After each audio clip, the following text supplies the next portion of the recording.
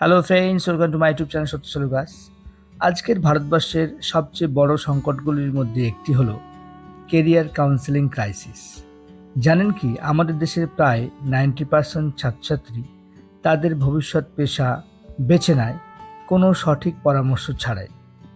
অধিকাংশ ক্ষেত্রে তারা শোনে পরিবার, আত্মীয় বা বন্ধুর কথা। কেউ ট্রেন্ড ফলো করে, ইঞ্জিনিয়ারিং বা মেডিকেল পড়তে যায়। কেউ আবার চাকরির নিরাপত্তার জন্য এমন পথে হাঁটে যেখানে তার নিজেরই আগ্রহ নেই। ফলাফল, অসংখ্য তরুণ তরুণী আজ নিজেদের পেশায় অখুশি, অর্ধেক জ্ঞান নিয়ে কাজ করছে আর দেশের বিশাল ট্যালেন্ট ভান্ডার হারিয়ে যাচ্ছে। ইউনাইটেড নেশনসের একটা রিপোর্ট বলছে, প্রতি 10 জন ছাত্রছাত্রীর মধ্যে মাত্র একজন পায় প্রফেশনাল কেরিয়ার কাউন্সেলিং।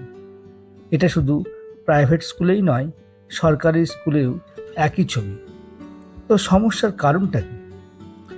দেশে প্রফেশনাল কাউন্সিলরের ভয়াবহ অভাব। বাবা মা কিংবা শিক্ষকরা অনেক সময় বুঝতেই পারেন না আধুনিক কেরিয়ার গাইডেন্স কতটা গুরুত্বপূর্ণ।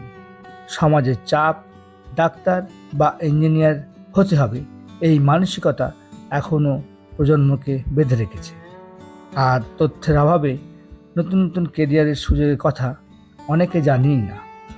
একজন ছাত্র যখন নিজের ইচ্ছা বা যোগ্যতা অনুযায়ী ভবিষ্যৎ করতে পারে না, তখন সেটা শুধু তার ক্ষতি নয়, পুরো দেশের জন্যে এক বিশাল ক্ষতি।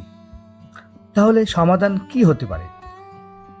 স্কুলে প্রফেশনাল কেরিয়ার কাউন্সিলর রাখা বাধ্যতামূলক করতে হবে।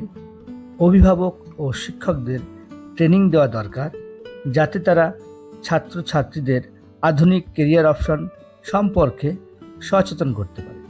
সরকার যদি নীতিগতভাবে কেরিয়ার গাইডেন্স বাধ্যতামূলক করে, তাহলে এই সংকট অনেকটাই কমবে।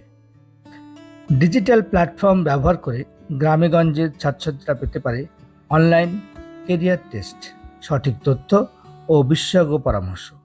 এবং সবচেয়ে গুরুত্বপূর্ণ, ছাত্রছাত্রীদের দেখাতে হবে যে ডাক্তার, ইঞ্জিনিয়ার ছাড়া আরও হাজারো পেশা আছে যেখানে তারা নিজেদের স্বপ্ন পূরণ করতে পারে।